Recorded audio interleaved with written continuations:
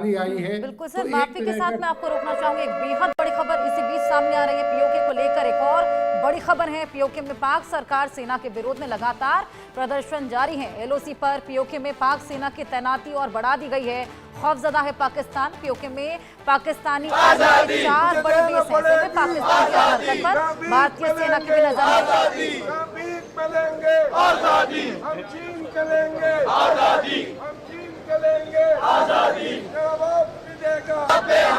एक पे हमला, सब पे हमला, एक पे हमला, सब पे हमला, एक पे हमला, सब पे हमला, एक पे हमला, सब पे हमला, एक पे हमला, सब पे हमला। है हक हमारा आजादी, है हक हमारा आजादी, तुझे देना पड़ेगी आजादी, तुझे देना पड़ेगी आजादी। ना भीख मिलेंगे आजादी, ना भीख मिलेंगे आजादी, हम छीन के लेंगे आजादी, हम छीन के लेंगे आजादी। पीओके की आवाम है जो लगातार आजादी की मांग कर रही है। तमाम दर्शकों तक हम ये आवाज पहुंचा रहे हैं। इरशाद जी, क्या आप तक ये आवाज पहुंची? बहुत शुक्रिया। मैं कहूंगा कि मुझे सुने आप। मैं अभी आप लोग कह रहे थे कि ये आजाद कश्मीर के लोग आजादी मांग रहे हैं। मैं आपसे एक सवाल पूछता हूँ, बड़ा मासूमा था कि आप ये बताइए मकबूजा कश्मीर के लोग क्या मांग रहे हैं? हमने वो भी सुनाया था इरशाद जी कल, ये मांग रहे हैं, हमने वो भी सुनाया था कल, वो लगातार न्याय की ही मांग कर रहे हैं। 60 सेकंड, सिर्फ 60 सेकंड मांगता हूँ आपसे।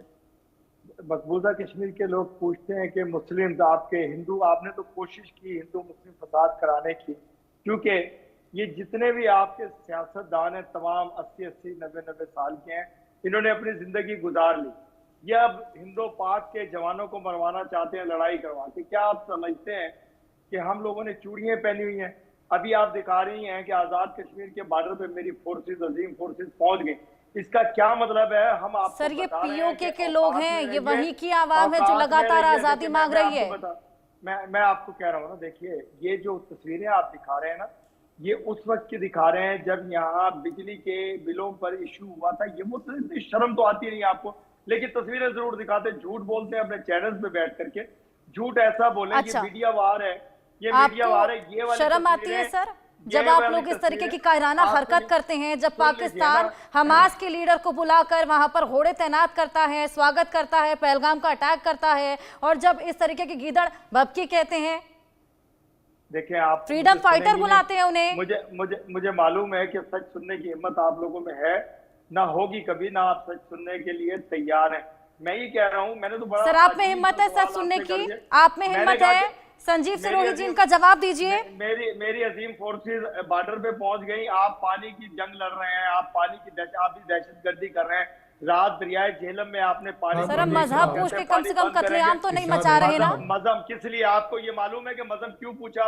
इसलिए बताइए क्यों पूछा, बताइए क्यों पूछा? मैं बता रहा हूँ, इसलिए पूछा कि मकबूजा कश्मीर के लोग चीख चीख के कह रहे हैं कि इतनी फोर्स के होते हुए दहशतगर्द के पास इतना टाइम नहीं होता। संजीव सिरोही जी, तो मार के आप इनका जवाब दीजिए। और वो मैं जवाब दूंगा। इरशाद अहमद जी, मेरी बात सुनिए। इरशाद अहमद जी, मेरी बात सुनिए। पहली बात तो आप ये जो कह रहे हैं कि हमने चूड़ियां नहीं पहन रखी, चूड़ियां तो ना आपने पहन रखी ना हमने पहन रखी, लेकिन बिल्कुल इतिहास गवाह है कि जब जब लड़ाई हुई है वो चूड़ियां किसको पहनाई गई है, ये आपको बिल्कुल क्लियर होना चाहिए।